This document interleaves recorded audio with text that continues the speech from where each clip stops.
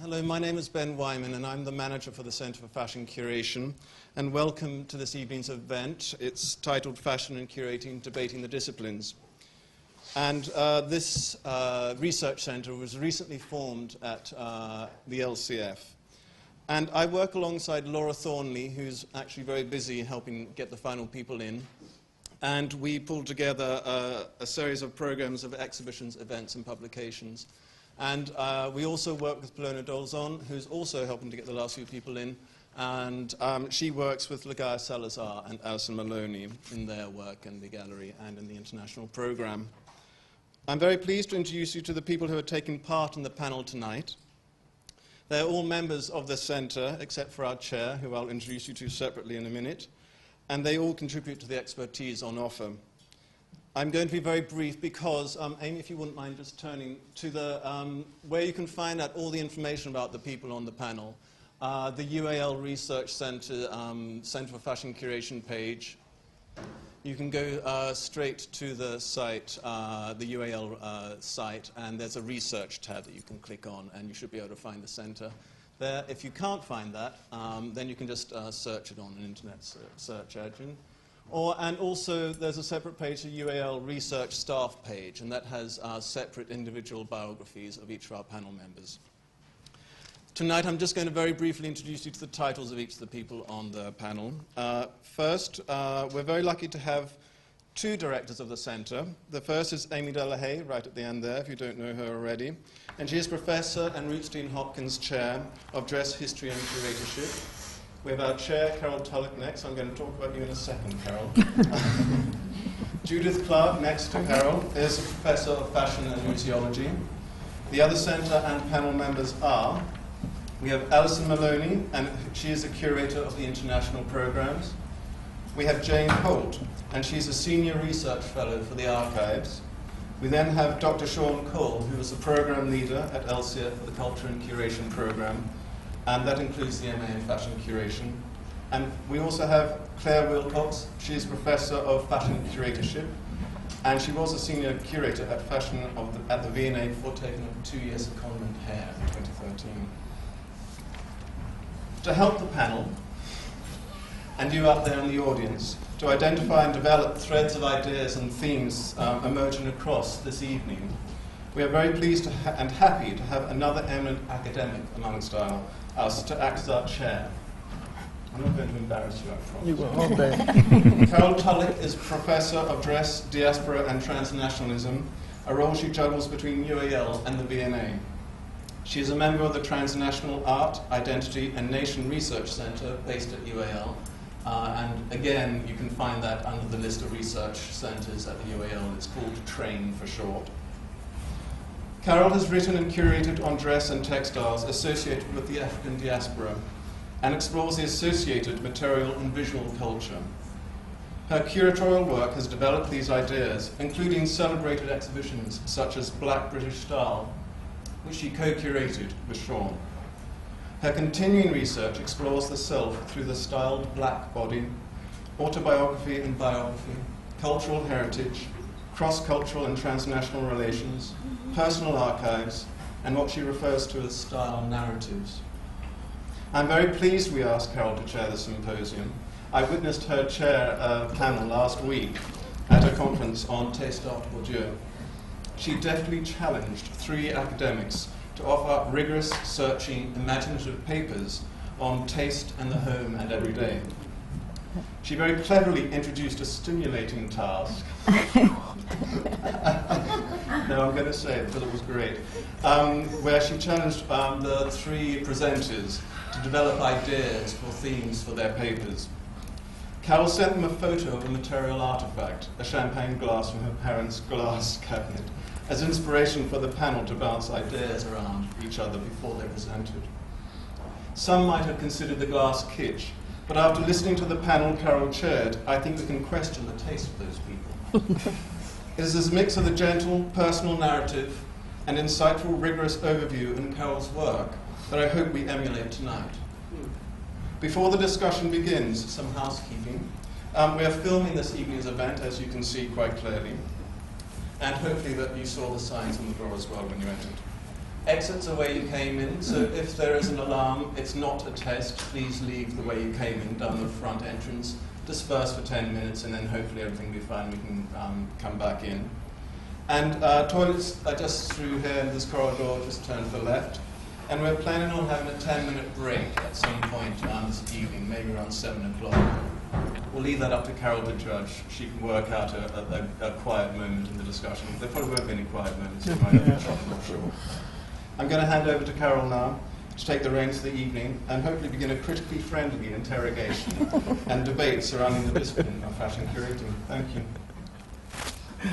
Hello everyone, good evening. Thank you, Ben, for that introduction, which I didn't expect at all, but thank you. And it's lovely to be here at this inaugural event for the Centre for Fashion Curation. I've been told that we're trying to keep it kind of free-form, but trying to dig out some ideas of where the centre wants to go and what's going to inspire the centre to develop, and what, on a bank of incredible exhibitions and publications that the team that's part of the centre have produced up to press. So I'm going to start with a couple of questions for the co-directors, Amy and Judith. And Amy, what is the Centre for Fashion Curation? What is its mission? Well, the centre was established late last year, and it coincided with a number of strategic appointments. And now the centre formally brings together the Fashion Space Gallery, the Fashion Archive, the International Programme, and also the MA in Fashion Curation. And core to any centre's activities is collaborative activity. So we will continue to work independently, but we will work collaboratively, internally and externally, and generate all sorts of projects. And in a nutshell, our objective is to become an internationally recognised centre of excellence for debating and developing innovative and rigorous strategies for fashion curation, and to lead in the field of training and mentoring new practitioners. And Judith, in continuation of what Amy's just said... All my slides. Oh, okay. Do you want to still show them, Amy? No, sorry, I forgot all my slides. Because we can still do that. Why are we having this debate tonight? Well, it's been a bit of a long time coming, in that, as Amy said, we set up the centre a number of months ago. But it's a way of inviting you know, the audience, to sort of both overhear a conversation. So it's like a staged, you know, sort of a staged conversation, but that is intended not to be that formal, in that we will invite, obviously, questions and debate from, you know, from the audience. And so I guess when we started talking about the centre, it was sort of not really what is a centre, because I think that will grow sort of exponentially, but it was more what is the discipline. And we realised how many different voices made up the centre, and in a way how contentious those voices are, and how much disagreement there is, and kind of defensiveness, in a way, of the boundaries of what this discipline is and can be. And I think a lot of us have seen it, you know, grow and change so much in our own sort of professional lifetime, that we keep on redescribing it. And so we thought, well, why not start by looking at that, the description of what the discipline is, and invite, you know, sort of interested, you know, members of the profession and the public to come and sort of thresh it out with us, I guess. Okay. So, in saying all of that, how are you planning to make sense of all the ideas and discussions that come up this evening? Well, we'll disagree with some. We'll sort of we'll laugh. We'll feel reassured by others, and we'll document all of them. And I guess, I mean, it is being filmed for our benefit as much as for, you know, the sort of, you know, general public's benefit, if it's ever published or, you know, posted or whatever it may be, for us to go through and actually look at all the different descriptions of what what fashion curating might be today, you know. And we're in the early stages of being a centre, and so I think we're very receptive to we're in the process of developing our own ideas, but it's also a very good time to be incredibly receptive to feedback and what people's perception of what role the centre might fulfil. So, to add on to that, or extend that, and I love the way that you're saying about what is the discipline, and there's a kind of defensive perspectives or stances towards what is fashion curation today. Let's have a look at what members of the centre are doing. So we're going to have short presentations from the members of the panel. So the first is going to be Alison Maloney. Thank you. You may have to... Oh, can I just add something before you start, which will make sense of these slides? Not obviously during the presentations, but whilst we're speaking, a number of quotes will come up on the screen. And they're quotes that all attempt to re-describe this discipline. And some are from the sort of 50s, 60s, 70s. And some will, of course, seem funny, as in, you know, to us now. And some are still totally relevant and sort of poignant and rather profound. But they're generally by professionals who are trying to articulate what it is and defend what it is they're doing and highlighting their preoccupations. And so I apologise because I wanted to explain that. And in a way, in that spirit, we wanted the voices, the individual voices of the centre to come out. So that's the point of the quotes and the individual insights into our disparate positions.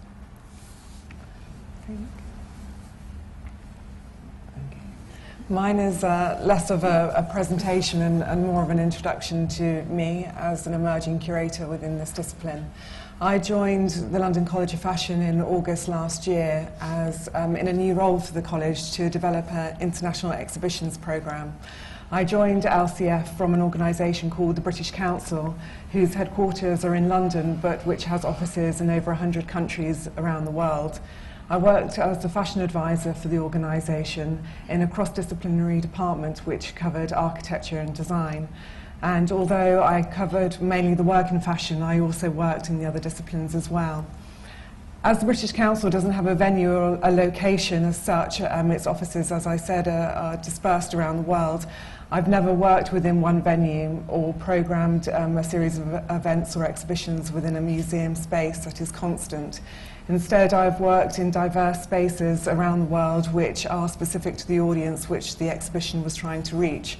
And I've worked in countries as diverse as Yemen, Pakistan, Iran, Nigeria, Bangladesh, as well as more familiar countries in Europe, such as Italy and Portugal.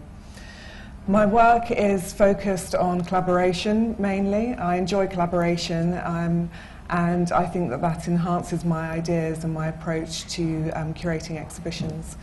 I also commission new work, as well as working with existing objects. And I also enjoy working across disciplines. So just one example of a project which I worked on and co-curated with Catherine Ince, who is here tonight, who is now at the Barbican, was a project for the Experimenter in Lisbon in Portugal in 2009. We weren't satisfied with the venue which we were given to present our exhibition idea, so instead we decided to take our exhibition idea to the streets of Lisbon, and we commissioned a series of designers from across the disciplines of design to produce site-specific installations which reference the local craft skills and industry in Lisbon. So among them was the graphic designer Anthony Burrell, who produced a series of posters which cited local phrases which he heard artisans use in the city, and these were fly-posted around Lisbon during the festival. We also commissioned a jeweller called Linda Brothwell, who did a residency in Lisbon in the build-up to the festival, and she learnt the local marquetry skills. And she used these to then repair park benches throughout the city of Lisbon as a permanent installation and gift to the city. My projects here at the London College of Fashion will continue to work across disciplines in collaboration with curators and designers, and I will continue to commission new work.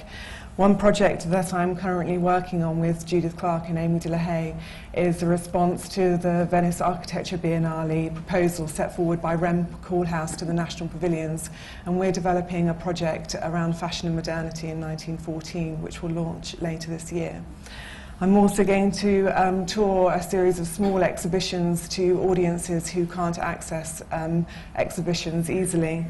And I'm going to commission a series of new footwear designs in response to the archive that we have here at the London College of Fashion. And Jane? Whilst Laura's getting that sorted out, what I was going to do was to actually introduce the archive by showing you a film that was actually made by an MA student on the Fashion Medium Production course, because I think it's a really nice way of showing what the sort of the research centre probably of the centre is, the physical objects, the physical archive, and how being part of this centre will sort of help sort of inform the collaborations and conversations within the archive, and sort of explore ways of actually curating what we have, the fashion objects that we actually have. So this film only lasts for about a minute, and then I'll just give you a bit more context about the archive. Thanks. Green Sally up, green Sally down, last done start, gotta tell the ground.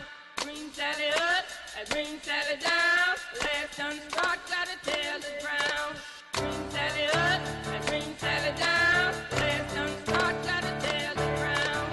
Green Sally up, green Sally down, last done start, gotta tell the ground. Green Sally up, green Sally down, last done start, gotta tell the ground. Green Sally up, green Sally down, last done start, gotta tell the ground. Green Sally up, green Sally down, last done start, gotta tell the ground. Green Sally up, green Sally down, last done start, gotta tell the ground. Oh, Miss Lucy dead and gone, left me here to weep and moan. Green Sally up, green Sally down, last done start, gotta tell the ground. Green Sally up, green Sally down, last done start, gotta tell the ground. Green Sally up, green Sally down, last done start, gotta tell the ground. Green Sally up, green Sally down, last done start, gotta tell the ground. Sally up, green Sally down, last done start, gotta tell the ground. Oh, Miss Lucy dead and gone, left me here to weep and moan. So that sort of shows you the static, the sort of the very weighty centre of the archive, and that collection of, it's a repository of collections. There's about 100 collections that make up the London College of Fashion archive. It's not a museum, it's an archive. And it's unusual in an archive in that it actually contains artefacts. We've got hundreds of artefacts which include garments, hats, shoes, photographs, and lots of other fashion objects. And each collection has its own unique story. So in that respect, they are archives because they tell a story, they tell a unique story about how that collection was collected, the people who collected them, the organisations that collected them.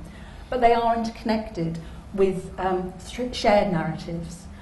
And so I'm just very excited that the archive is brought into something that can start exploring how that can be opened up, how that can be expanded out, how we can actually make what is now hidden, what is in storerooms, locked in storerooms, wrapped in tissue, in calico bags, in boxes and archive boxes, preserved for students and researchers and scholars to use, but they are hidden, and how we can actually get that out into the open, how we can kind of like engage people with it.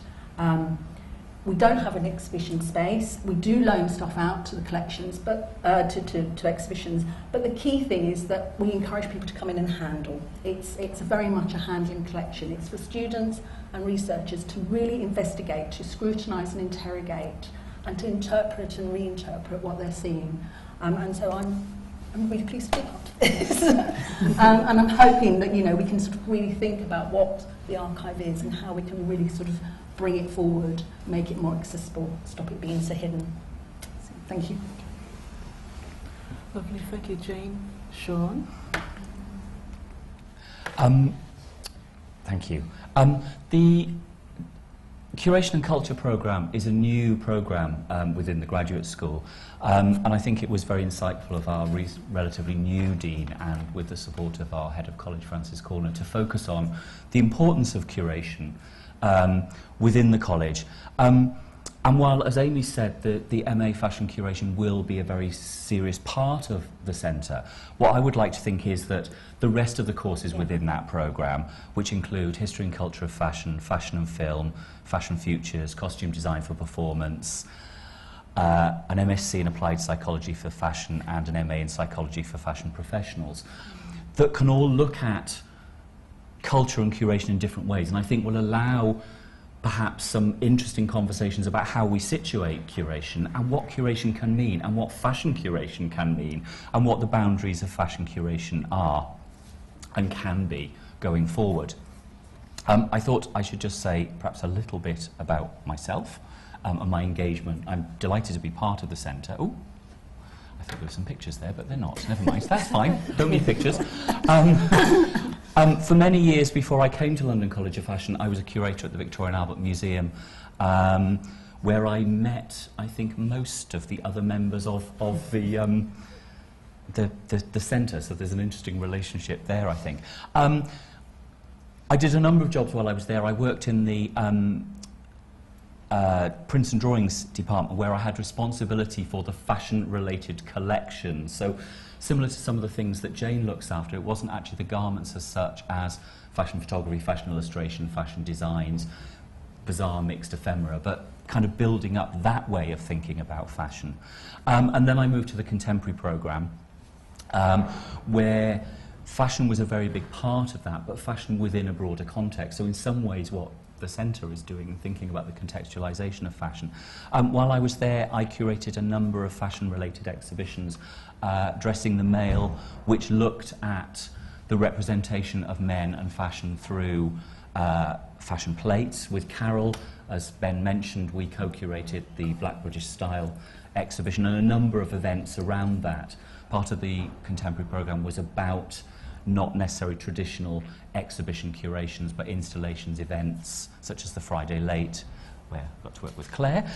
And while I've moved here to London College of Fashion, and my practice, I guess, has moved away from direct curation as such, I'm still kind of very involved and engaged in the way in which, as course leader for MA History and Culture of Fashion, the way curation, museums, exhibitions are very much a part of that history and culture of fashion and an integral part of that. I've also recently acted as an advisor for two exhibitions, one of which was Claire's, the 80s Club to Catwalk, 80s London Fashion, and the Queer History of Fashion at FIT in New York. And I'm currently working on writing an essay for a book that's being edited by Hazel Clark and Anna Mari Vanska called Fashion Curating Now, where she's asked me to look at the presentation of lesbian, gay, bisexual, transgender representation in fashion, which I'm taking as a starting point, the street style exhibition that Amy very kindly got me involved in and launched me on my kind of research career, right up to the exhibition at FIT recently and how that might go forward, and other kind of representations. So very much interested in ideas around masculinity and dress and identities. And I'm delighted to be part of this centre. Thank you, Sean. Claire? So I've been given a special allowance to talk about my current project in a bit more detail. You'll all have been aware of this blockbuster at the Met in 2011, and when the exhibition happened, I just felt absolutely delighted that it was happening. It didn't really matter to me where it was happening, and I had to go and see it. Of course, the V&A would have quite liked it, but actually, the way it's turned out, I think, has been really good, because after the enormous success of the exhibition and a gap, we now have the opportunity to represent it. It's quite an unusual situation in some ways for the V&A to take another major museum's major exhibition, and in some ways it should be easy if something exists that we bring into the museum, then one could say, well, it's done, it's accomplished. But actually things have changed. We can look back on the exhibition with hindsight. We can perhaps amplify the exhibition, re-edit, reconsider, certainly create a new publication. So I'm just going to go through a few slides to show those of you who didn't see it at Met. One of the great things about the V&A is that it's so big, and we are able to dedicate another third, more, in terms of footprint, a third gallery.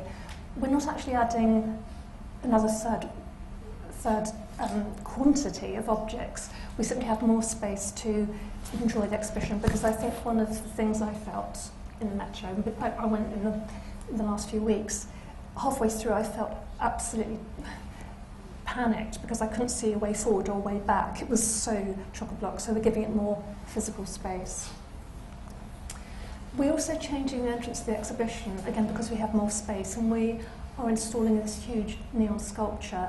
What's really going to be important about the exhibition is the sound and the AV. And this neon bird flaps its wings, and immediately as we go in, we enter this magical world. And birds were a recurring theme in the Queen's collections. Another thing we're doing is introducing, it's almost a portal into the mind of McQueen. We very much respect the existing curation and working closely with Andrew Bolton on it, but we wanted to bracket the show.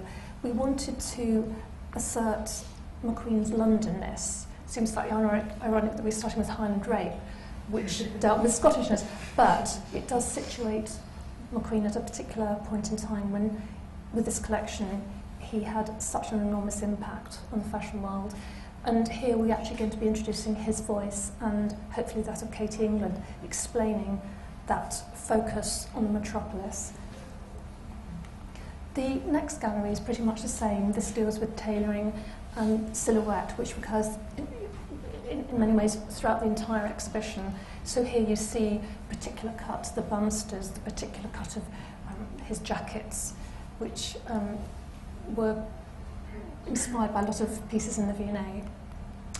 And then Gothic, this was a recurring theme, and we're really pleased that Catherine Spooner is going to be writing about Gothic, McQueen's Gothic sensibility in publication. I emailed her, and she just picked up the phone immediately, said, "This is my dream commission," and immediately started talking about McQueen's leather corsets and Frankenstein. I thought, she's perfect for this. And then primitivism, a huge theme in McQueen's work. In the Met exhibition, there are two aspects. One was the collection, for example, the piece you see on the right from It's a Jungle Out There, which is very direct in its references. But then we are going to include this beautiful film, which you can see at the top, by John Mabry. And it's based on a collection which was inspired by a shipwreck. And the film is of somebody plunging underwater and almost being drowned by their dress. The chiffon wraps around them like tentacles. And I really like this film very, very much, and I'm thinking a lot about how to write about it. And then romantic nationalism. And here you see McQueen at his most grand. We are going to commission hand-carved sconces inspired by Grinning Gibbons that will have skulls instead of flowers. And I think here McQueen is in a way expressing the grandeur of fashion, but also the romantic nature of his view of it. And then at the heart of the exhibition and publication is the Cabinet of Curiosities. And in the book I'm calling this Museum of the Mind, because in a way it provides access into not only his obsessions and preoccupations and his identity as a collector and a patron. It gives us a chance to look at the way he collaborated with people like Sean Lee and Sarah Harmony, and Philip Tracy and many others, to push them harder than they really wanted, but in a way his extremely high standards and intolerance of any compromise rubbed off on them. And a lot of the different people he collaborated with have said to me how they didn't think that it was possible to make what they made.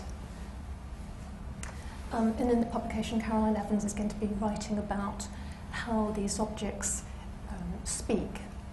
Her essay is called Evocations, and we spent this morning in the Queen Archive looking at objects like this and just feeling completely privileged and overwhelmed by them. And then in the Met Show, the Pepper's Ghost of Kate Moss was tiny, but in our revisiting of this, we're going to make it bigger. We want to make it life-size if possible. And again, it's an apparition of extreme beauty. And we have our new head of research at the V&A speaking about this in relationship to Macbeth and Jacobean drama, the sense of apparition and ghostliness. And then exoticism, another very strong theme. One of the interesting things about McQueen was that he had a really extensive art collection, and he was friends with the Chapman brothers and Damien Hirst. And we discovered a series of chess sets designed by these artists, which he was very interested in. And he did a collection called It's Only a Game, which pits the East against the West, and this notion of the combat in fashion and how his work drew on what was happening in contemporary art is really important to the publication.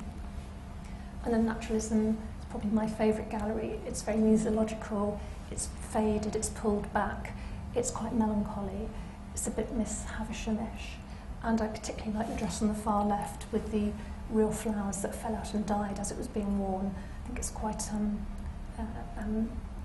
elegiac about the melancholy of fashion and its transitory nature. And then the exhibition ends with Plato's Atlantis, and this is the collection that I'm writing about in the book.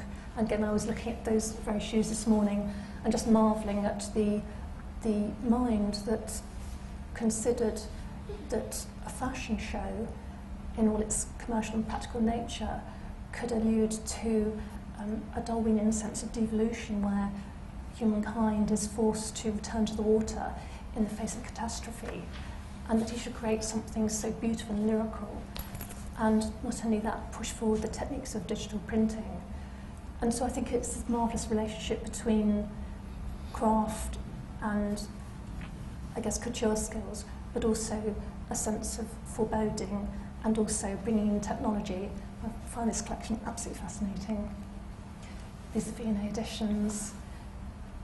Sorry, don't need to really detail. And then the publication, which I've mentioned already, which is just getting longer by the day. And then a little bit about the technique, which we're hoping to get into publication. It's not something that the exhibition really addresses. I think the exhibition is about spectacle. And then further outputs at the V&A, but also wonderfully an exhibition here in the fashion space, which Lagar is going to lead on, and it's going to address the use of cosmetics in McQueen.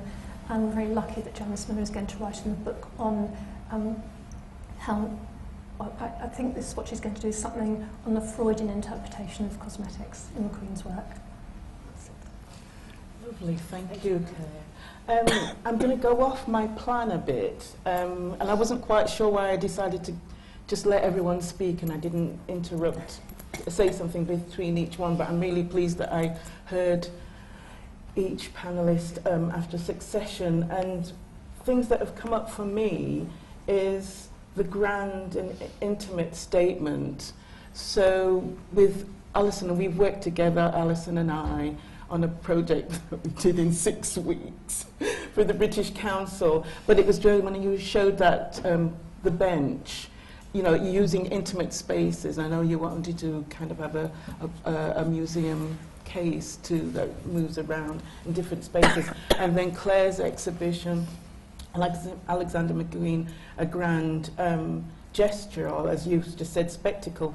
And it reminded me of, I don't know if anyone saw Yenka Shanabori's exhibition at the Yorkshire Sculpture Park last year called Fabrications. And it was really a retrospective, but he produced 2 new pieces of work, which was, I'm not quite sure how tall it was, but I definitely taller than this room, scarf, what looked like a giant scarf that had been caught by the wind. That's what he'd done, he'd blown it with wind. And then it was the African textile, based on the African textile, which was kind of a, well, someone else said it was a dandy who'd taken the hanky out of his pocket and just thrown it and then caught that. But it was a summation of that design, that artist's work or designer's work in the case of Alexander McQueen. And then the other intimate spaces is the archive, which some people still fear the archive, whereas I believe in the power of the archive. And it was lovely when you were saying that you want to, you know, bring it out, that it no longer remains hidden. Yet we're still saying this in the 21st century about archives is unbelievable. And then, of course, Sean has worked on both sides of that, whereas the grand gestures that we worked on and other exhibitions, as well as smaller pieces like the Hair Day or Tattoo events, which were just one-day events, were telling different narratives by individuals coming in and showing aspects of their body, whether it's tattoos or black hair designs, as well as that wonderful exhibition we both worked on called Fashion on Paper, which was just about, it was about magazines and illustrations. So what Judith said right at the beginning, that diversity of voices, that diversity of practices, how do we kind of begin to understand the discipline of fashion curation?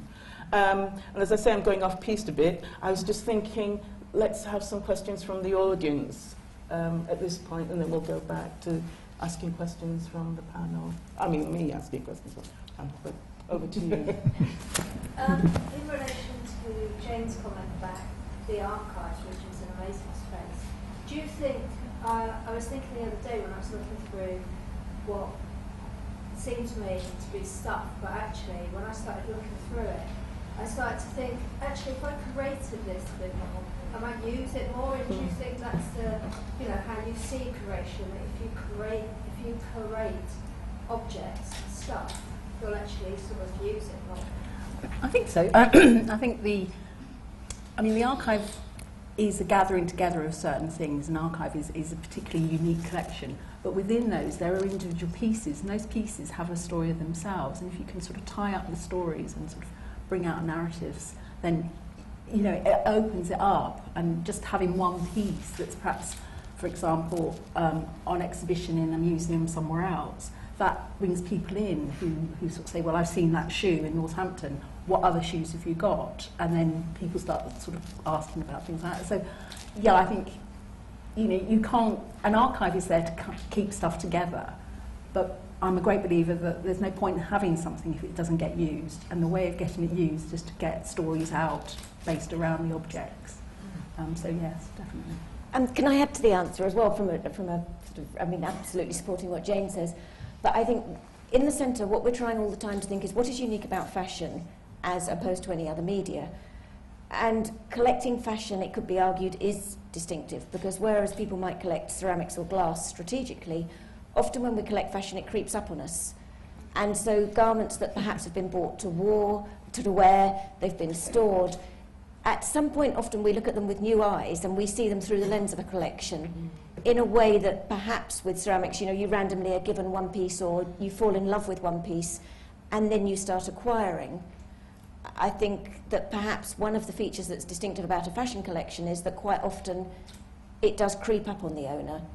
And, you know, what wasn't a collection, what was once a mass of clothes is, as you said, it becomes, you can look at it through the lens of a collection, and then its primary function perhaps is less about consumption and wearing, but more about interpretation. I think that's so true, because when it was mainly magazines, and I was looking at like old copies of ideas, and sort of when I used to live in the East End, like magazines that at that point were at that point in that time, and now when I look back on them 10 years ago, they're probably cultural artifacts to some degree. And I just thought, oh, actually, you know, using curation is a great way to sort of understand more about what you have, but also what exists. And it's also going to be time-based as well. There's going to be different times when you're going to be looking at it in different ways. And so, yeah, you know, sort of, that's one of the key things about an archive, is that we are actually collecting heritage. We're looking after heritage, but we're also looking at what the future heritage is going to be as well. So that's got to sort of feed into it too. You know, how do we have something that then will inform, you know, future sort of discussions and exhibition and ideas. But what I think was, I mean, one of the points that I really wanted to make was that, I mean, I think as curators we're concerned about preserving objects and caring for objects, but increasingly I think I'm also becoming interested in the words we use to describe those objects and that we preserve the words. But also the use of terminology. And in the past, I think people were perhaps very, very clear about what a curator was. And now one of my bugbears is when people are telling me that they curate a conference and they curate a shop window. And part of the reason that we put the terminology up was to get people to actually think about the way we use words. And the way that we use words to describe exhibitions, like we use the word perhaps traditional or spectacle, and to actually really perhaps tonight help unravel those as well. Because they're words we routinely use, but we need to really think about what they mean and how we use them. So there you go. I have a question following probably your comment, because a few years ago or decades ago we experienced a big rise of design curation. And I'm just wondering whether you can think a little bit whether you're going to ask the centre and ask the practitioners whether as well of the experience of design curation, but especially in London, is so big. Well, it goes across what all of our preoccupations in a way, and it depends in a way where fashion appears within an umbrella of design and where the two things serve a common master in terms of finding new ways of exhibiting, narrating, describing, etc. And fashion has always had a rather ambiguous role within, design with a capital D. So I suppose for the sake of this evening, we're being very specific. But I think you're right. I think that we've got available to us a lot of experiments that are going on simultaneously, that perhaps have a longer history. And of course design with a capital D has a longer history of a kind of different recognition within the museum, whereas I think fashion was in a way the underdog for slightly longer perhaps, as opposed to textile, which is something quite other that you'll see come round as a preoccupation on the quotes.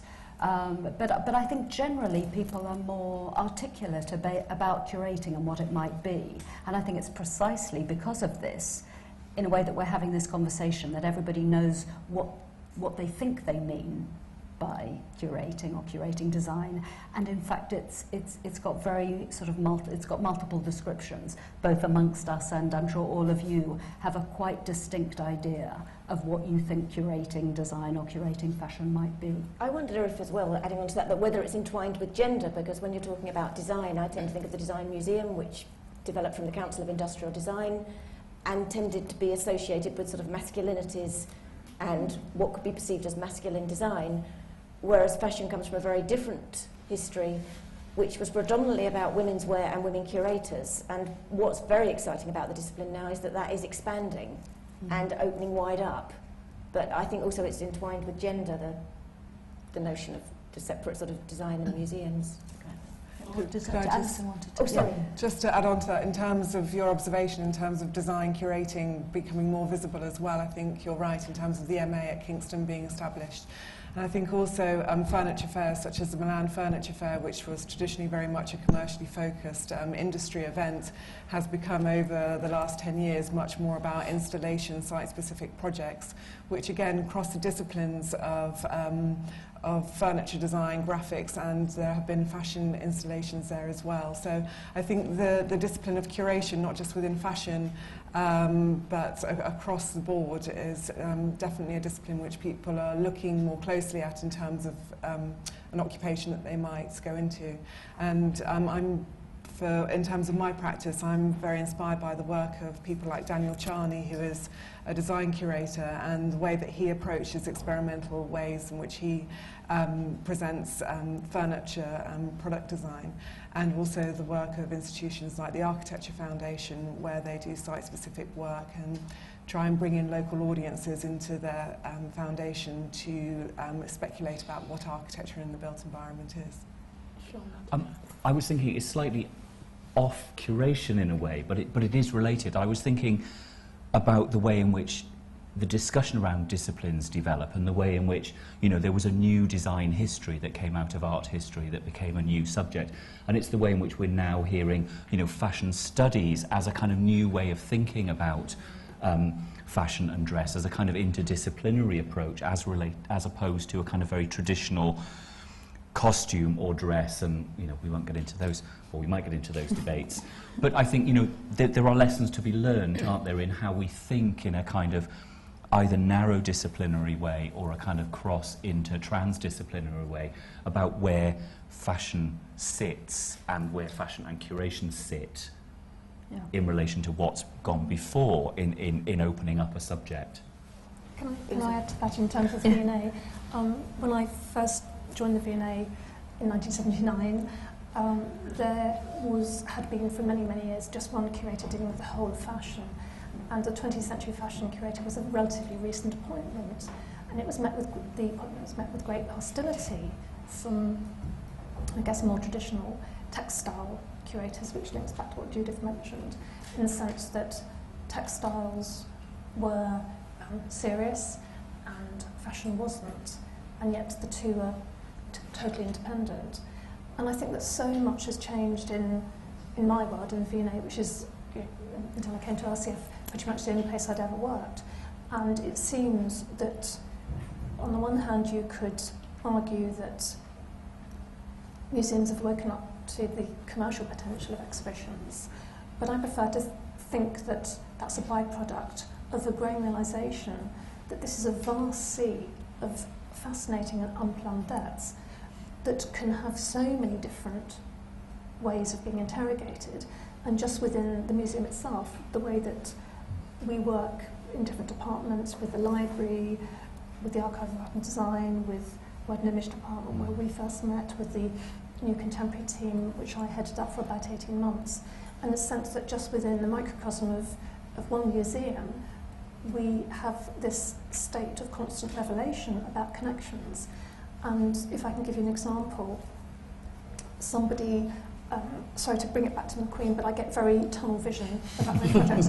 Somebody mentioned to me, one of his favourite books was, and this is a book of late 19th century and early 20th century photography, which I rushed out and got, and it's an enormous thick book, and we started going through it, and we're just bowled over by the sort of McQueenish type black and white and sepia images, many of them referring to natural history collections. And then it reminded me that in our collection, in the museum, we have something called the Animal Products Collection. It's about 800 textiles, including an entire albatross wing. And this strange relic of a way of collecting materials associated with fashion and textiles, the fact that we still have it. You know, this albatross wing has been waiting for 100 years for me to go and look at it. And it was intended to be made into a muff.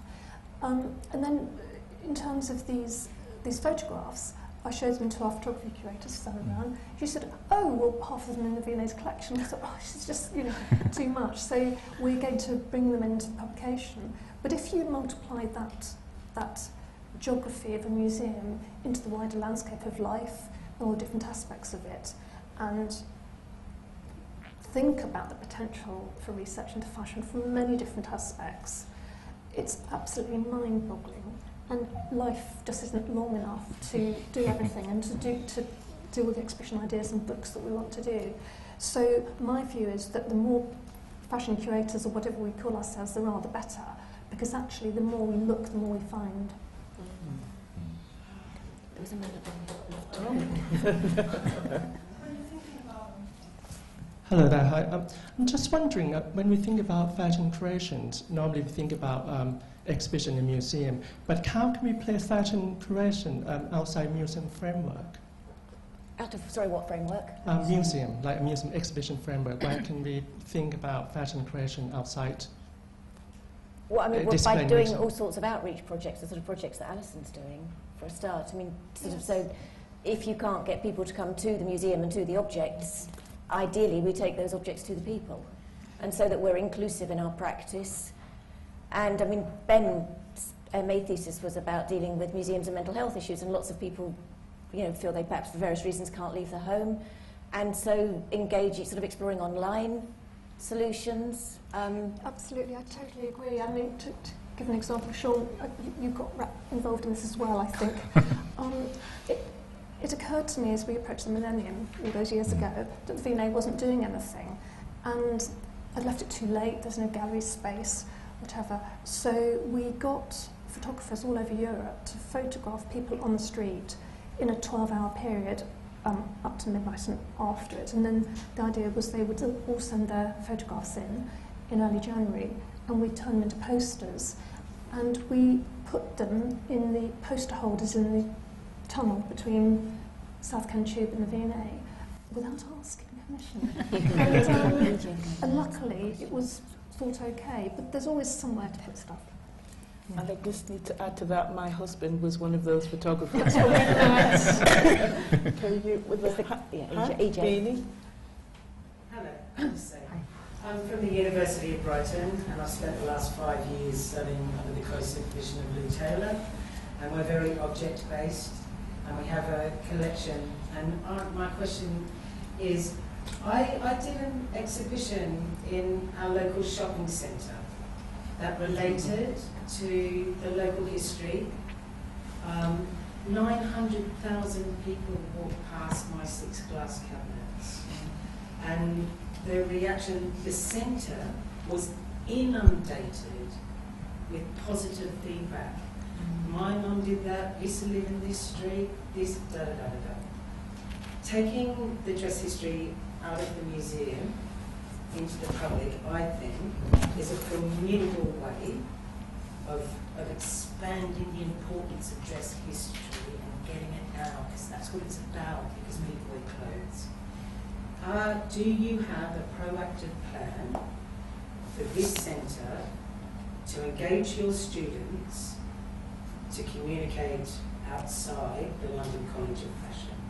Well, it's started already. I mean, Sean's students have used items, suits from the archive and curated exhibitions just in Carnaby Street. Great. I've taken a wedding dress to Great Ormond Street Hospital and engaged kids who are long-term ill about, you know, what is this? Even 13-year-old boys got excited about a wedding dress. So, and there's lots of outreach projects, widening participation projects. Yes, I mean that's one of the things I really want to sort of really push with the archive. I get students to come in. I do object-based learning sessions with them. It's there for them to learn from. And I want that to kind of like go out further. We've got a lot of online collections. Not all of our collections are online, but those are available to the public as well. So I think it's very much and in our MA Fashion Curation course, the contemporary practice that Judith runs, you should say, but on the second term, one of the projects is that the students, without any money at all, have to go and generate an exhibition in an external space.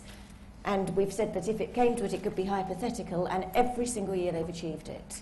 From a prison to a disused shop to all sorts of venues. And also, I mean, we've got exhibitions planned. We're not going to tell you all our plans. But where we'll take things to people who physically can't come to the museum. London College of Fashion has an extensive widening participation programme, bringing in new audiences to the college and taking our work out there. So the centre is working with that team to develop project ideas. It's so exciting. So just the lady in the purple. It's related to what you said earlier about vocabulary. But I was just wondering, in terms of acquisition policy, how much of what you collect, an object and the related ephemera, is collected with an exhibition in mind, and also in relation to the vocabulary that you use within the archive, is there do you feel inclined to comment on things like scent and how things feel, sort of considering how you could commission a scent or incorporate that into an exhibition? Do you want to start? Well, from the archive point of view, I'm quite pragmatic that we've got limited space, we've got limited resources. We are developing a collection development policy. We're looking at ways of actually sort of making the management structure and the collection structure much more robust. And that's one of the really useful things about being part of the centre, that I can bring in expertise and knowledge to sort of help inform that, so that we're looking at how we can really put in place very good structures. As I said earlier, it's not a museum, it's an archive, and it's very unusual because it's got lots of artefacts in it. But within the archive, the collection really has to relate back to the college. It has to sort of go back to the origins of the college, its story, its history, the people that have been associated with it, its alumni, its staff, its current students. And that's the kind of like the main focus of collection. At the moment, the collection the collection policy is in draft form, and so eventually that will sort of develop. But a good example of, because we have started quite soon, of perhaps the sort of collaborations that might not formally have taken place, is that I'm working with Martin Pell from Brighton Museum, and we're going to be working right through the museum collection, his collection, redefining it, and helping develop a strategic policy for it, using museological practice. And then I can bring that experience back. I can teach the students, I can liaise with Jane, and it perpetuates it. So I think that's what it's a sort of, you know, we're starting quite gently, but those are the sort of collaborations. But in terms of multisensoriality, yes, it's something that, I mean, we teach. I've got a PhD student, Sarah Chong Kwan, who's looking at multisensorial experience in everyday dress. And now I've got an opportunity to plug the book that I was going to plug at the very beginning in my first sentence. Judith and I, the centre also coincided with the publication of our book, Exhibiting Fashion Before and After 1971. And I don't know, but it would seem that Cecil Beaton in 1971 was possible. Oh no, in 1946 it was the first time they in Britain can make it at the V&A that they used perfume and different multisensorial experiences, and then Beaton did it in 1971. So I think it's something that as historians we're becoming increasingly interested in exploring and analysing, but it is something that has been in practice, certainly since 1946 and possibly earlier. I don't know whether this is true, but I read that in the 1851 exhibition there were fountains of eau de cologne. Wow.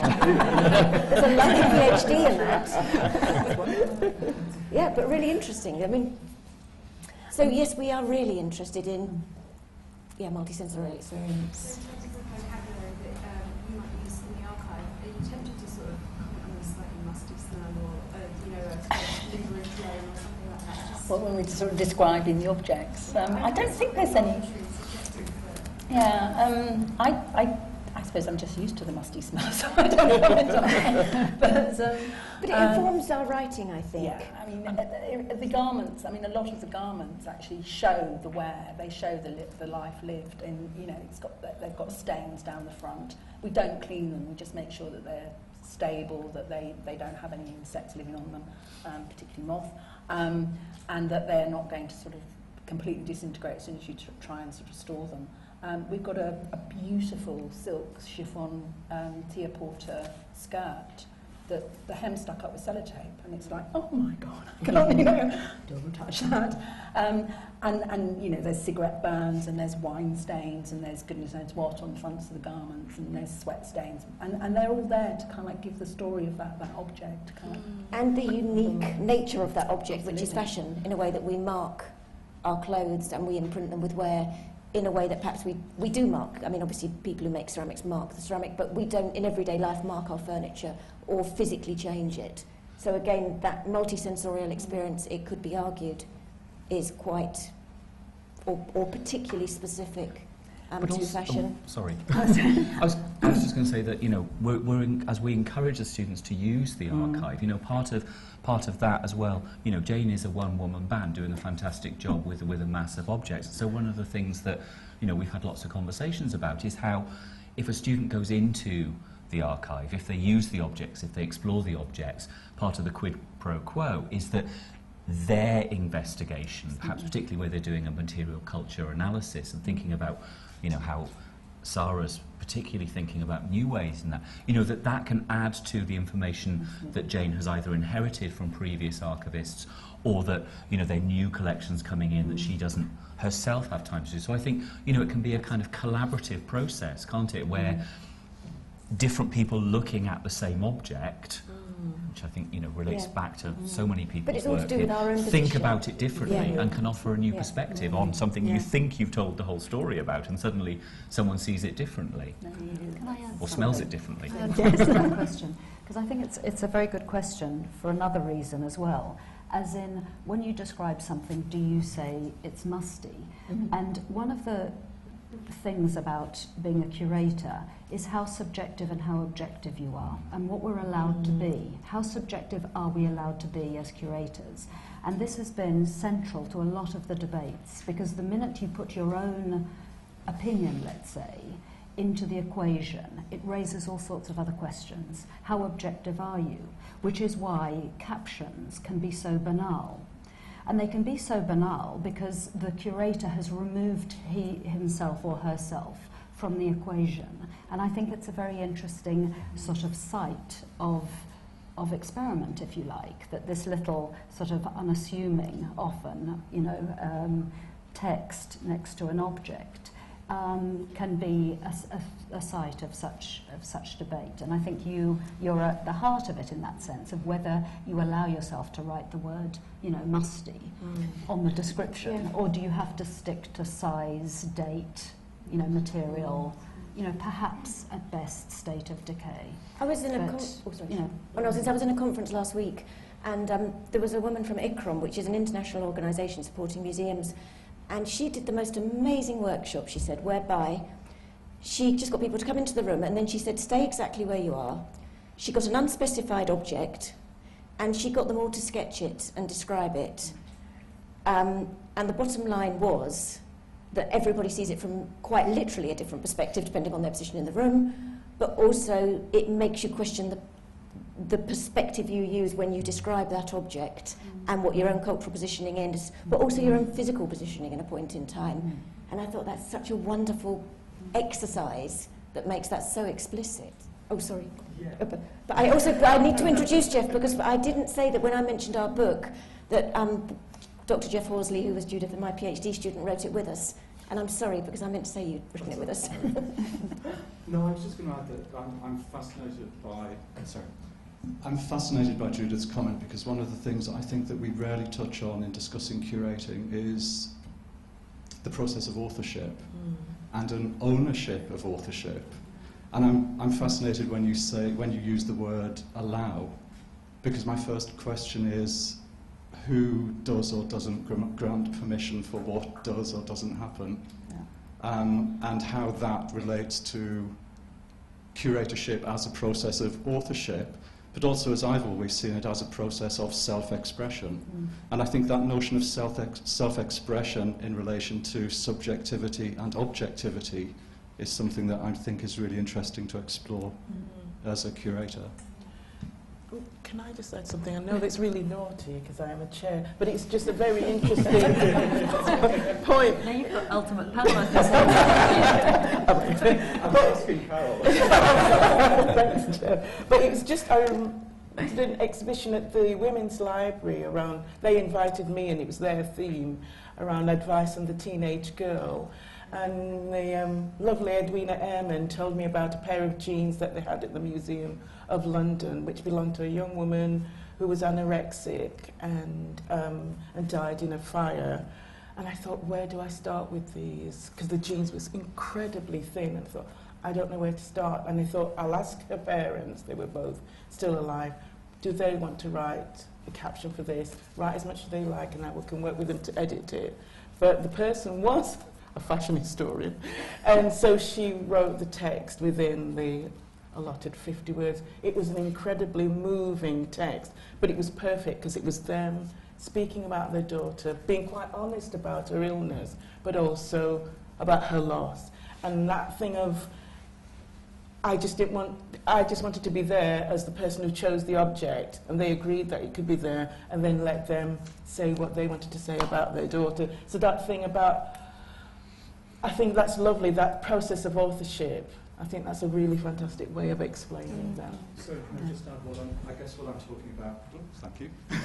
I guess what I'm talking about, it's interesting that you revert to expression and authorship in linguistic form. And I suppose what I'm talking about is self-expression and authorship in spatial form, which is what an exhibition is. But I think the caption's part of that as well. For me, you can't separate the two. And I know what you mean about sometimes the captions can be banal, but I think that's when those two elements really take off. I don't think they're banal at all. I think they're profound. But I just think they're specific, and I think sometimes they're considered banal because of the hierarchy of information that seems to have been repeated so often that it's as though people are sort of prescient about them, whereas the other bits of the exhibition perhaps are received as creative acts in a different way. And in fact, I think they're all, as you say, I think they are sort of interconnected. Well, actually, everything has been discussed up now. That's kind of what I wanted to ask Jane about. Do you, in your archive, over the years and years of the collections that have come in, and all the different people who made the choices to collect, do you ever feel that there are curators amongst the archivists? You know, because I mean, as is discussed now, there's lots of conscious decisions. So the people who selected the pieces that are now in the archive, in their own right, they in some respects are curating many exhibitions within the bigger collection. Do you, as you're working with the archive now, do you see very different voices over the decades? Yeah, very much. I mean, I've been in the position for 2 years, and the archive really sort of came into being in the sort of the 1990s.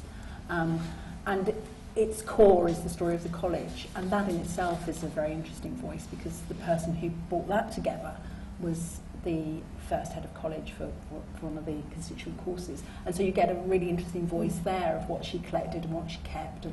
And then that collection itself had been curated before it came into the archive, because, again, what was kept and what wasn't kept. And then there's very interesting bits of collections that have been brought together and labelled the Tailoring Archive, for example, which consists of all sorts of things that have come from all sorts of people, which individually might not sort of mean anything, but they've been curated by the previous archivist into what is called the Tailoring Collection. So within the collections, I mean, there's about over 100 discrete, what I would call discrete collections within the archives, and that will range from thousands of photographs to one pair of shoes, and everything in between. And the way they've kind of like come in, I think, are fascinating stories in themselves. You know, the story behind that. So at the moment, it's sort of they're there, and then you realise the interconnections, and so you sort of, in your mind, when somebody comes and sort of talks to you about their research, you suddenly curate from different collections things that kind of like refer to what they're researching, and so you're bringing then sort of different objects from the different collections. So yeah, I think it's an ongoing process. It's definitely. So do you think it's also cumulative, that each archivist after the other, you know, each people who make the decisions after the other kind of are informed by, as well as bring their own voice? Yes, definitely. Yeah. So I'm going to have one more question, and then I'm going to ask questions. Oh, sorry, Claire. I just wanted to add something about what we write about objects. It falls into two categories. One would be captions in displays and exhibitions, but documentation is very different. And currently, the way that the language we use in the V&A is very carefully managed, in the sense that every phrase, or perhaps if you refer to a certain character, if that character isn't already existing in the sort of database, then you have to write about that person. So every single word is very, very carefully chosen, and subjectivity is avoided, because we're trying to capture what we understand to be some kind of truth about objects, and that extends to colours. When I say red, am I seeing the same colour as you're seeing? And so there's a huge endeavour to treat what we say about objects and what we understand about objects through the lens of our own time in a way that is valuable to future generations, but with a total knowledge that it's always going to be seen through our time.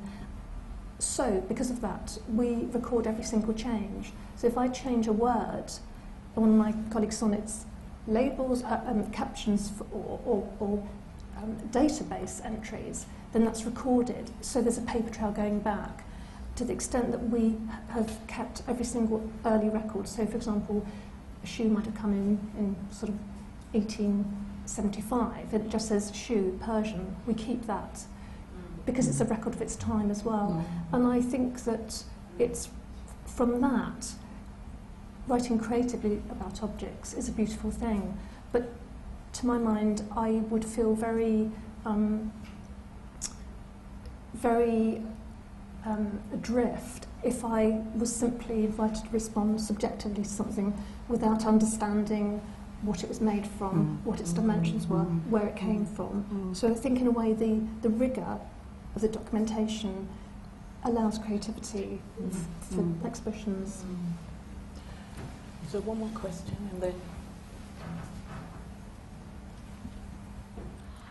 It's actually a long question. So Jeff's observation question about the spatial manifestations of authorship reminded me of an example that Judith cited in one of her curation lectures of a wig that Diana Vreeland used in her exhibition about Marie Antoinette times. Of this, and Judith showed it to us. It was this incredible, absolutely extravagant, oversized wig, and apparently Diana Vreeland was never happy with the size of the wig. Originally, the wig maker made it to look like the wigs would have looked at the time, and she didn't want any of it. She wanted it to be bigger and more exuberant.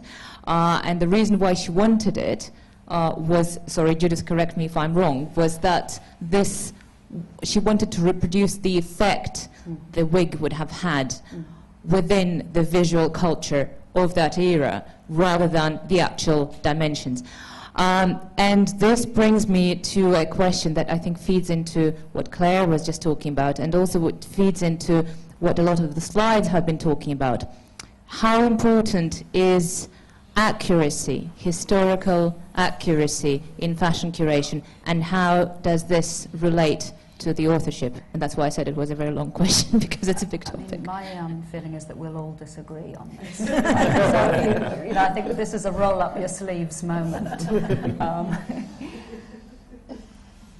Shall I go first? Shall I commit myself? I'm not impressed by accuracy.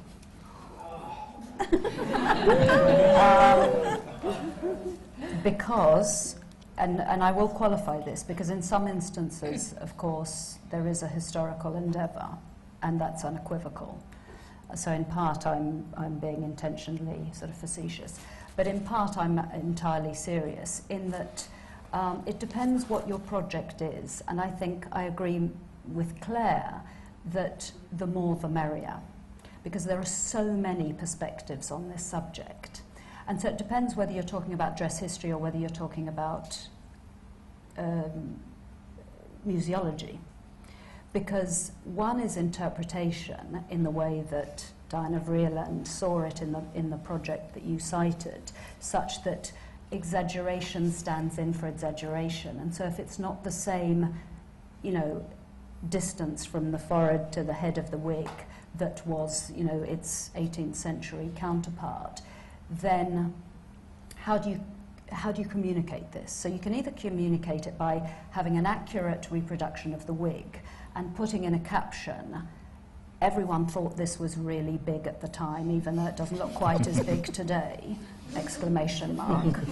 Or, if it's me, I'm not speaking in any way for anybody else, one of your options is to make that wig exaggerated. So for exaggeration, you put exaggeration. Now that is not about dress history, it's about interpretation and museology. And I think partly why there's so much sort of, intake of breath in the room is because that these two are misunderstood or intertwined or overlaid or something. And I believe that it is possible to live alongside one another in a kind of, well, one is about interpretation and one is about dress. I'm not a dress historian, so I can speak freely. So that's I mean, the wig is a really good example of this debate where one thing is classified as something else. If I were to say this is dress history, then an intake of breath would be appropriate. If it's about interpretation, then I think all bets are on. Ultimately, though, I think, because we always laugh and say that we disagree about, you know, do you need the label, don't you need the label? I think I've become, working with Judith, I've become much more open-minded. I do absolutely believe in fact-based history. But ultimately, I think what I really believe in is rigour. And as long as you do what you do with rigour, and it's been thought through and it's considered, there is room, because I don't agree with the fact that there's room for everything, because then we get the curated shop windows. But I think that anything that is undertaken with thought and with rigour, I think absolutely there is a place for it. And also, you know, we're professional human beings. We work to the remit of the institution or the person who's commissioning us. And in certain environments, we can perhaps be much more fluid or creative in our interpretation than perhaps, you know, in a small family-orientated museum. You know, I think it's horses for courses as well. We have to think about who we're talking to. Mm-hmm. But I think we can always be imaginative in our interpretation, but I think it's as long as we do it with rigour.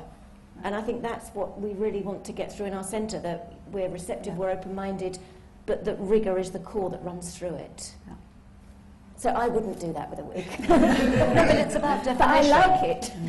It's about definition, though, which is why, in a way, why we're here this evening and why we're so keen to have these kinds of conversations, is precisely to put ourselves to the test, to not say we're right, but to say, this is my attitude to it, let's test it, and let's test whether anything comes from it, you know, whether we can actually learn something from this experiment. I think continuing that conversation, I think also it depends on the audience that you're speaking to and the environments in which you're working. As I said in my introduction, I've worked in many varied countries where the concept of museum going isn't anything like the experience that we have here in the UK or Europe.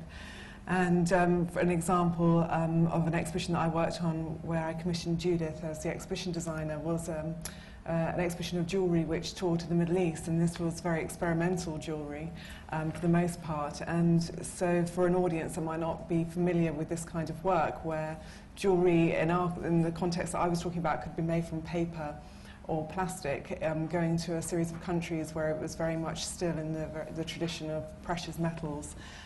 Judith designed the exhibition in cabinets, so it was already within a vernacular that was familiar, that people understood that they were seeing an exhibition, and that the work inside was to be looked at and explored and investigated.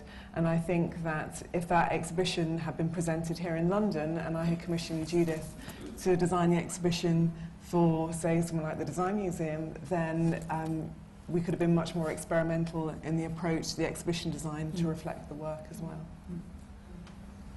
Coming back to Amy and Judith, about what are your curatorial perspectives, and I know one aspect you've just said that one is more into interpretation and rigour. Is there anything else that you want to add about what your curatorial perspectives are? I think it's very easy to become sort of cliched, and I think this in a way is an example of sort of, in terms of defending something that is one of many options, one tends to become a sort of caricature of oneself, you know. And so I think it's kind of what my feeling is. It's sort of accurate by whose standards, I feel, because in terms of getting back to the wig, just because it's one example, it's kind of accurate by Diana Vreeland's standards, which the exhibition was about. So it was accurate about inaccuracy. So it was in itself a kind of museological play. So there is an investment in ideas that are very precise, because the temptation is to think of it as kind of sloppy, is the opposite of accurate, whereas it might be accurate by someone else's standards or definition. And I guess in terms of my practice and position, it's always been, it's like serving another master that isn't necessarily dress history, even though dress is absolutely my medium. You know, I wouldn't consider anything else. It's sort of, you know, why I get up in the morning in that sense, you know, professionally. You know, that thinking of different ways of exhibiting dress is absolutely central. But it's always been about how one might delegate bits of the narrative to different parts of the space, getting back to Jeff, and how one, in a way, is allowed or disallowed, because again, this debate raises questions of what are you allowed to do? How much interpretation is distance from the integrity of the object? And what is it simply another perspective of standing in another part of the room? Yeah. And I think I've always lived by a sort of hypothetical, what if I stand over there kind of problem. And I think it's useful, even if it's in disagreement, I think it's useful to this debate in this time kind of thing. But I think So you've that's it. transformed our discipline by that, by your work and your attitude. And also what we say with students often is that you start with space, whereas I always start with an object. I'm always inspired by a thing. And increasingly I think maybe I'm becoming more and more of a social historian, because I love things, but I love things as evidence of people's lives. Women's lives, primarily. And so I suppose increasingly I say, well, I tell stories with objects. And it might be a children's book, it might be an exhibition, it might be describing an archive for a publication, but certainly objects, it's objects that thrill me, and it's objects that inspire me, and it's objects that make me want to go and do all sorts of research. So that is my starting point always. But I think then working with Judith, I think I might have been much more inflexible about my response, and increasingly, yeah, which is the debates we're having, and also working with our students. I think it, you know, you get different perspectives, and all the time we're talking, and you know, I think one of the big debates I had in my Land Army exhibition was, do you get, can the visitors try on the real clothes when I can buy the real clothes really cheaply on eBay, or I can pay 5 times the price and get someone to make them in calico? And there was this ongoing debate that I really felt, did it really challenge my rigour as a curator to do that? And I think, you know, talking to the students over the years, and only one felt passionately that I absolutely shouldn't do it. So I think, yeah, hopefully you inspire your students, but in turn they certainly inspire you.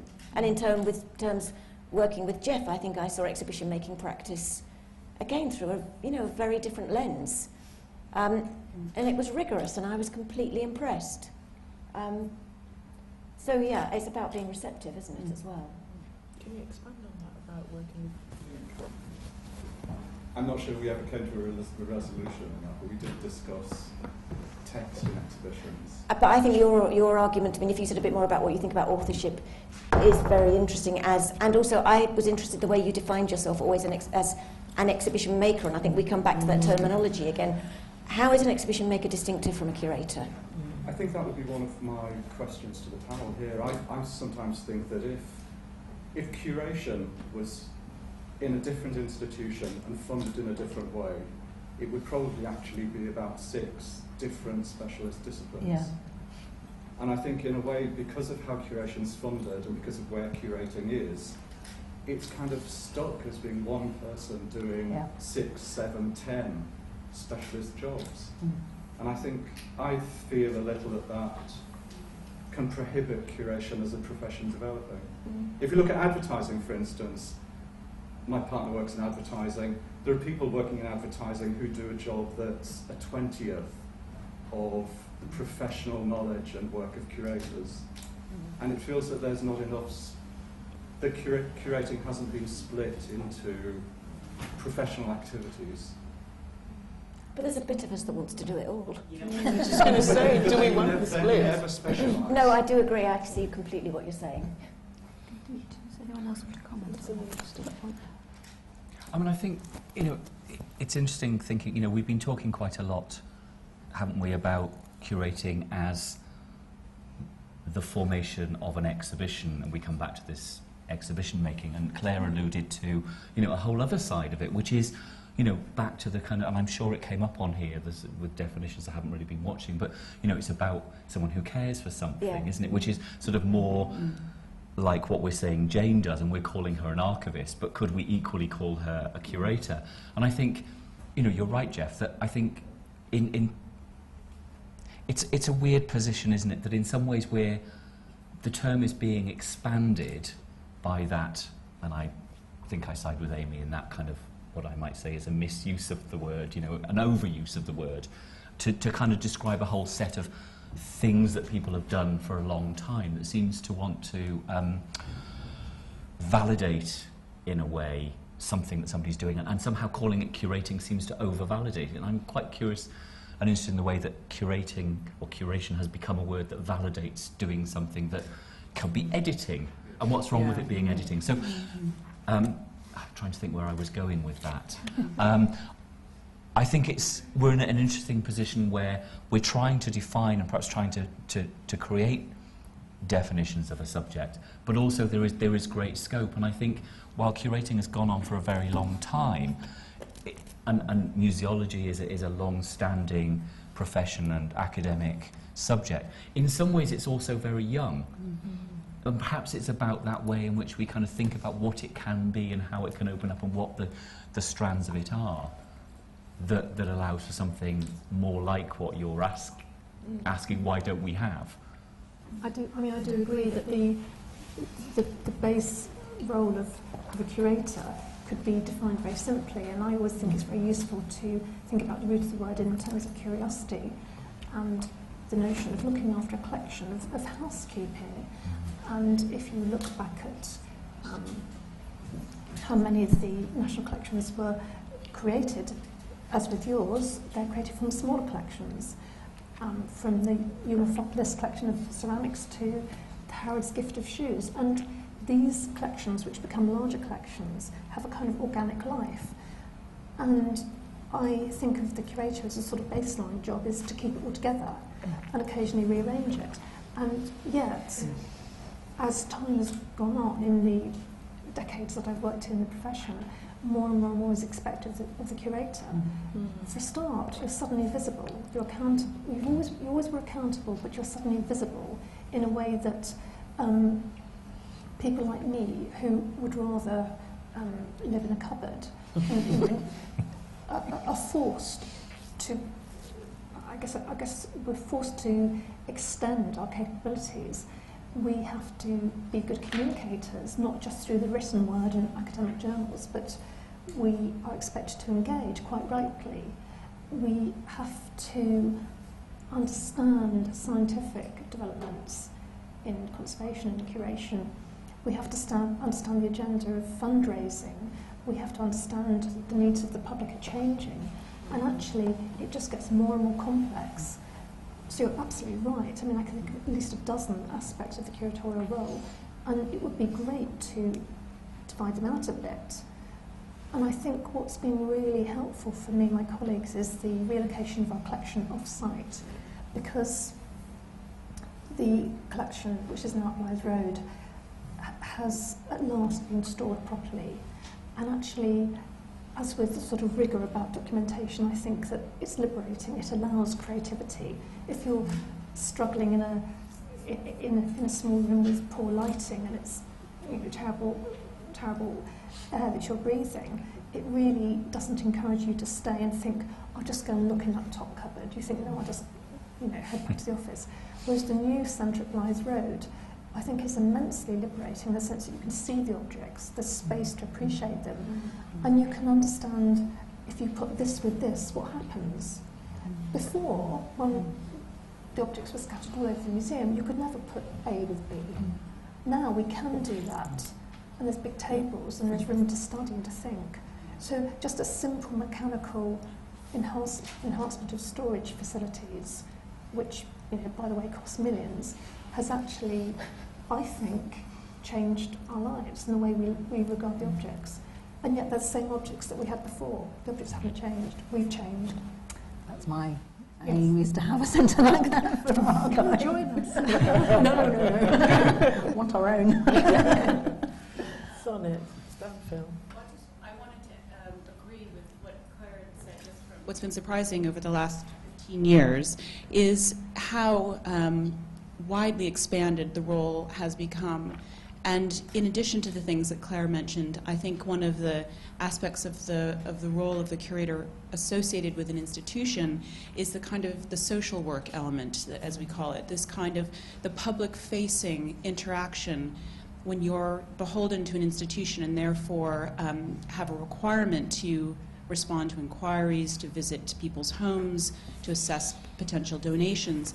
And this brings you into interactions with people that are often unexpected, both in a positive way and a negative way. And there's no training for that. I think a psychology course might be in order. And that was something that surprised me as I kind of progressed along the path of curation, is that so much of the work is not about the exhibition, the book, the project. It's the things that people don't see and that are behind the scenes that have to do with interpersonal skills and having a light touch when it comes to the public. Although Ben has put together a series of questions and I've come up with some of my own, there's one that I thought was quite interesting that he's put forward here about curatorial commissioning to add to the long list that we've already which everyone's put together just now, from whether it's editing curiosity, social work, interaction, public-facing interaction. The subject of curatorial commissioning, what's everyone's thinking on that? What does that mean? Well, in terms of the work that I do, it often involves commissioning new work rather than working with existing objects. So in terms of the word curator, I wouldn't necessarily say that is an accurate description of what I do. I'm probably more of a commissioner or producer. And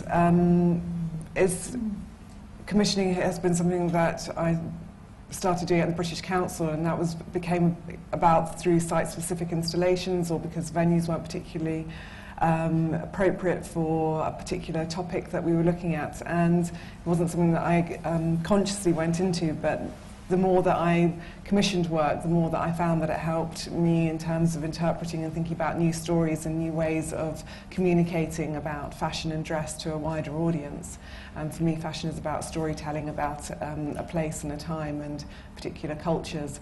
And so it's something that I'm continuing here in my practice at the London College of Fashion, commissioning new films in response to the Venice Architecture Biennale, bringing the archive to life through the shoe collection, so taking archival objects and matching them with reinterpretations by contemporary designers so that it can reach a wider audience who might be interested in contemporary practice, but placing that within a historical grounding. So,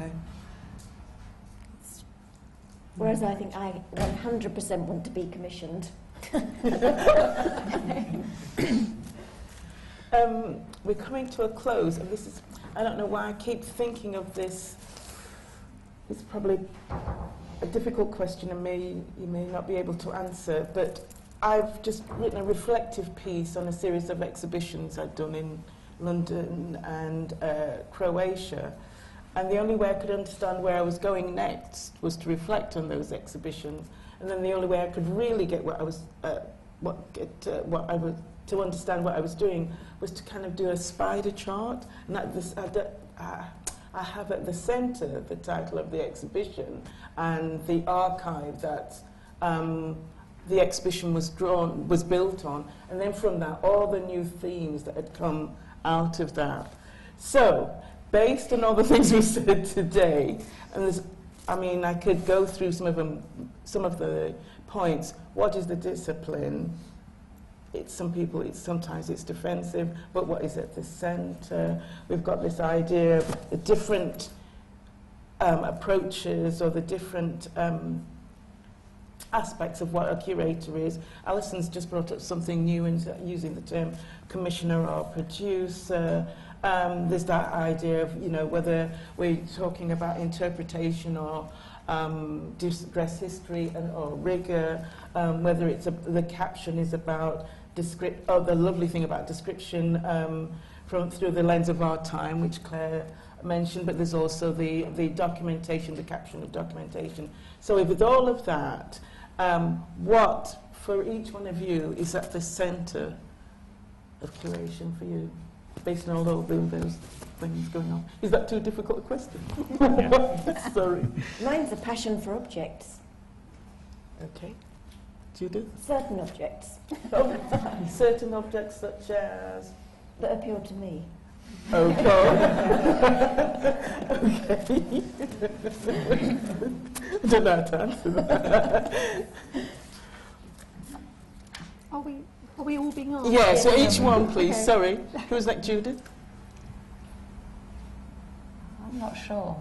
I think it's something about staging those objects in a way that might be meaningful to somebody who happens upon them. You know, that they might think differently about that object or be inspired about something about that object. And yes, I'm sure it's about sort of inspiration, ideally, you know, that somebody will sort of have a thought about this object that we place, and it's something about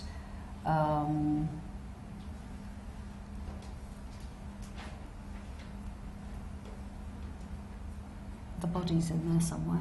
In that we're all grappling, and something we haven't really talked about tonight is this surrogate body, which Naomi Filmer's here this evening, and she and I have had more conversations about, you know, surrogate bodies than I, you know, care to list. But it's also about that, about this identification, and how you manage the anachronism of looking at an object that is often not of our time, and so I think it's tied up with managing that distance, the sort of gulf between the visitor and this object that we identify with so intuitively, but that is not our, you know, that is also so sort of other. Okay, lovely.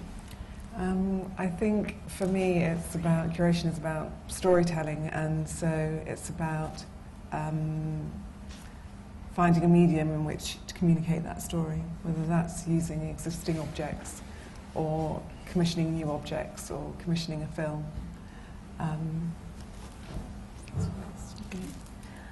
suppose for me, it's back to the object or the objects. It's enabling them to be there, to be looked after, to be collected, to be preserved, and then facilitating access and making them visible. So that to me is my fundamental purpose. Sure. Something of what everybody said. It's difficult, you know, that's a cop-out question answer, isn't it? But, you know, I don't think it's one, you know, as my mind was kind of toing and froing about what I was going to say there, and I think, you know, there is that idea of the actual thing, the object, there is that idea of the story, there's that idea of the preservation. As we were talking about commissioning, I was thinking, you know, for me, curating was always about collaboration. That was the kind of key thing for me. It's not the pleasure of curation, and maybe this is an answer to the question in a way, and not really what you're asking me, but, you know, it was always about the people, you know, the people that you met and the people that you got to do with. Whether that was somebody you were commissioning or somebody that was fulfilling a particular role in that project, and the sort of in some ways the flexibilities of what those terms and titles might mean. One of the things that we tried to do in the contemporary programme, the V&A, was very much about exploring in some ways what the curator was. So, you know, I acted as both a curator and a project manager, and very often that line, you know, Judith and I worked together on Piaggi, where I was the project manager, but sometimes those lines were blurred, weren't they? And that was what was exciting, and I think there's a sort of an excitement about what curating can do and allow you to do in working with a whole set of people, alive or dead. You know, because sometimes those people you're collaborating with are the dead people that were engaged or involved with the object. I don't know if that's really answered the question, Carol, but you know, the thought. Claire? I remember in my first week at university years ago, where I studied English, the tutor said to me, "Why are you here?" And I went, "I don't know." But about half an hour later, I stumbled across something in a book by the philosopher Nelson Goodman, where he said the drive is curiosity, but the aim is enlightenment. And I've hung on to that ever since, because to me that is the absolute driver in what I do, whether it's curation or any of the other things that fascinate me about life. But the drive is definitely curiosity. And sometimes it's solitary and sometimes it's shared, and it's brilliant working with colleagues like you, Sean, I just want to say that, and all of you. So I feel that sometimes it's a solitary curiosity or it's a mass curiosity. And I think to say that the aim is enlightenment is slightly, it's quite dramatic. Perhaps I would change that word slightly to say revelation, because actually through everything we contain in our museums and our homes, or the thoughts we contain, or the books we read, they enrich our lives and make them far more multi-layered. And although we can agree to disagree about what we do, I think you're right, there's always room for different interpretations and different understandings of our profession. But without passion, you're lost. So curiosity and passion. Right, I just want to thank the whole panel, which was a fantastic evening. And I think what's come across for me about curating, because so much is being discussed and explored and shared and confessed, is that curating is a space to think, to explore, be curious, to rearrange, and there's a revelation, and of course about passion. Thank you all.